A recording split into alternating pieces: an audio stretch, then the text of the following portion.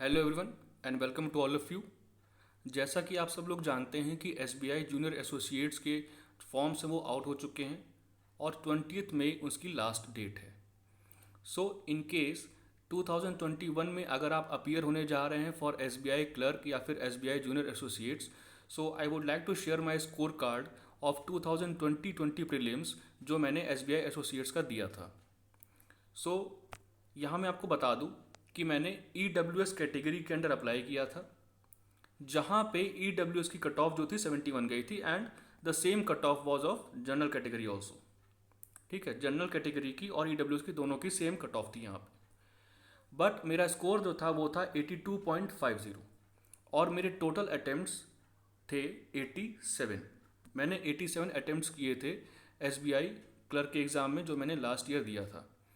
सो यहाँ पे आपको ध्यान ये देना है कि जो भी आपके अटेम्प्ट्स हों, अगर आप पहली बार अटेम्प्ट करने जा रहे हैं पेपर, तो जाहिर सी बात है you can't attempt more than 80। आपने कितनी भी प्रैक्टिस की हो, हाँ अगर आपकी उतनी अच्छी प्रैक्टिस है यू कैन गो फॉर 90+। ठीक, लेकिन अटेम्प्ट्स पे मेन ध्यान देना है आपको कि अटेम्प्ट्स अगर आपको सेफ रखने हैं, so you just have to attempt around 75 questions. 75 questions तक आपको अटेम्प्ट करने पड़ेंगे और उसमें भी एक्यूरेसी जो है, try to maintain the accuracy around 95%। ठीक, यानी क्वेश्चंस में गलती कम होनी चाहिए।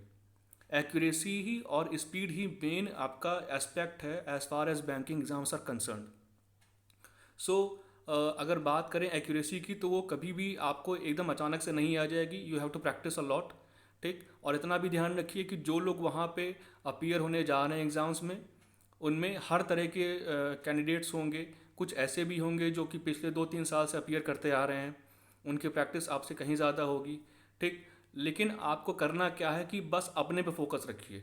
एटलीस्ट अगर पहली बार अटेम्प्ट करके आ रहे हैं आप, तो इतने क्वेश्चंस करके आइए कि उनमें कम से कम एक्यूरेसी आपकी 90 to 95% बनी रहे। क्लियर हो ना हो वो बात की बात है।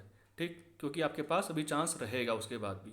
सो इन केस मैं आपको बता दूं कि माई अटेम्प्ट्स वर 87 और यहाँ पे बेसिक प्रिपरेशन कैसे करनी है मैं आपको बता दूं।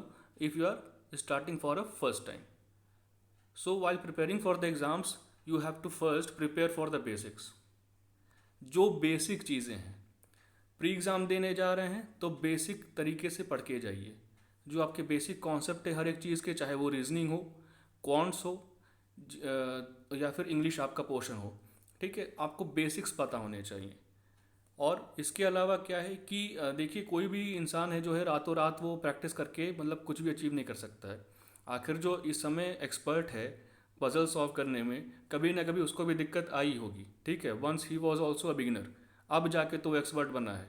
कैसे बना है? By continuously practicing the puzzles. ठीक है, सो इसी तरह आपको हर एक बेसिक कॉन्सेप्ट को क्लियर करना पड़ेगा, चाहे वो कॉन्ट्स के टॉपिक्स हों, चाहे रीजनिंग के टॉपिक्स हों, ठीक, या फिर इंग्लिश के आपके एरर आइडेंटिफाइंग के टॉपिक्स हों, या फिर जो क्लोज टेस्ट आपके आते हैं जहाँ पे आपको ब्लैंक्स भरने होते हैं उसके टॉपिक्स हों। नेक्स्ट आपको करना क्या है? You have to identify the expert topics.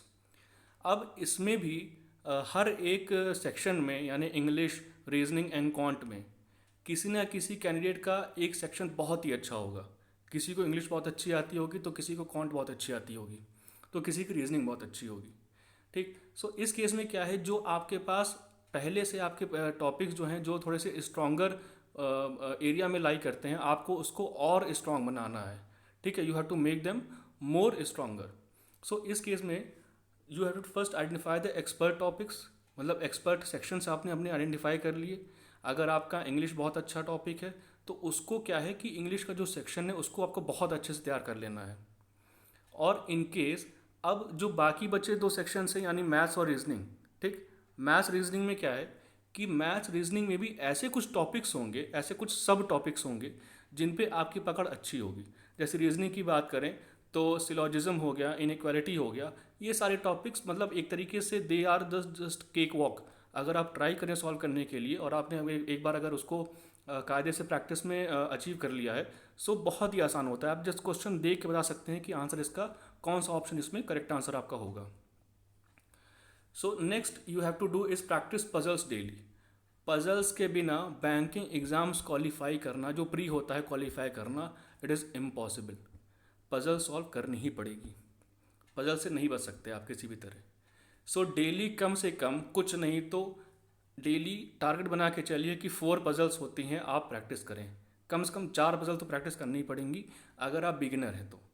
लेकिन पजल सॉल्व करते वक्त ध्यान रहे कि स्टार्टिंग में आपको स्पीड नहीं मिलेगी। जस्ट टेक योर टाइम, जितना टाइम लग रहा है टाइम लीजिए, लेकिन पजल को सही सॉल्व करिए। ठीक, just take your time, be patient, लेकिन पजल को सही सॉल्व करना है। उसके बाद से फिर जब आप डेली पजल सॉल्व करना स्टार्ट करेंगे, और लेट्स से अगर आप एक दिन में 4 पजल सॉल्व करते हैं, तो एक हफ्ते बाद आप खुद देखेंगे कि आपकी स्पीड जो है वो थोड़ी सी इंक्रीज़ हुई है। और बेस्ट मेथड क्या है कि हमेशा अपने पास स्टॉप वॉच के फॉर्म में टाइम रखे रहिए, क्योंकि आपको पता है कि एग्ज़ाम जो है वो आपको 1 घंटे में ख़त्म करना है और मैक्सिमम क्वेश्चंस आपको अटेम्प्ट करने हैं वहाँ पे। So just you have to keep the stopwatch nearby you, या फिर किसी भी तरह की आप फ़ोन में ही आप चाहें तो स्टॉप वॉच लगा सकते हैं। Next is for English, you have to do vocab and reading. Vocabulary बहुत ही इंपॉर्टेंट है इंग्लिश के पॉइंट ऑफ व्यू से, और रीडिंग तो मस्ट है, क्योंकि रीडिंग अगर नहीं होगी तो ना तो आप पैसेज सॉल्व कर पाएंगे, ना तो आप क्लोज टेस्ट सॉल्व कर पाएंगे अच्छे से, और ना ही जितना भी आपका पोर्शन आता है लाइक पैरा जम्बलिंग होती है या फिर सेंटेंस रीअरेंजमेंट होता है उसको भी आप सॉल्व कायदे से नहीं कर पाएंगे। तो वोकैब आपकी अच्छी होनी चाहिए। वोकैब अच्छी कैसे होगी? Just try to read as much as possible, जितना हो सके उतना पढ़ने की कोशिश कीजिए।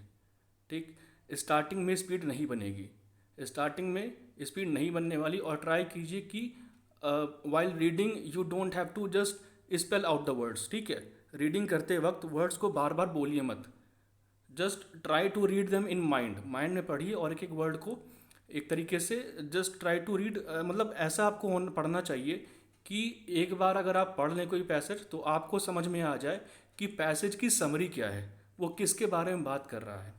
ठीक, और ये कब आएगा? अगर आप डेली पढ़ना स्टार्ट करेंगे तब। You have to read on daily basis. And lastly is take your time and be patient. Take your time and be patient means कोई भी चीज़ रातों रात नहीं होगी, ओवरनाइट कोई भी चीज़ नहीं होती है, ये आपको समझना पड़ेगा। अगर आपके पास टाइम है 1 मंथ का, 2 मंथ का, तो उसको आपको पूरी तरह यूटिलाइज़ करना है। डेली कम से कम, कुछ नहीं तो मैं कभी भी ये नहीं कहता कि आप क्वांटिटी वाइज पढ़िए, मतलब जो लोग पढ़ते हैं कि 8 घंटे डेली पढ़ना चाहिए या फिर 7 आवर्स डेली पढ़ना चाहिए, ऐसा कुछ प्रैक्टिकली पॉसिबल नहीं है। ठीक, आपको बस टॉपिक्स आइडेंटिफाई करने हैं कि हमको 2 टॉपिक्स इंग्लिश के रोज़ रीड करने हैं, पजल्स में एटलीस्ट 4 पजल्स डेली सॉल्व करनी है, और मैथ्स में टॉपिक वाइज जो है एक टॉपिक हमको डेली ख़त्म करना है। ठीक, सो इस तरह से पढ़ेंगे। So you just have to do qualitative study. ठीक है, क्वांटिटेटिव स्टडी से कोई फ़ायदा नहीं होगा यहाँ पे। So these were the main points that I want to discuss with you. इसके अलावा अगर आपको कोई भी डाउट है तो you can just put it in the comment section. Till then keep practicing and be happy. Thank you.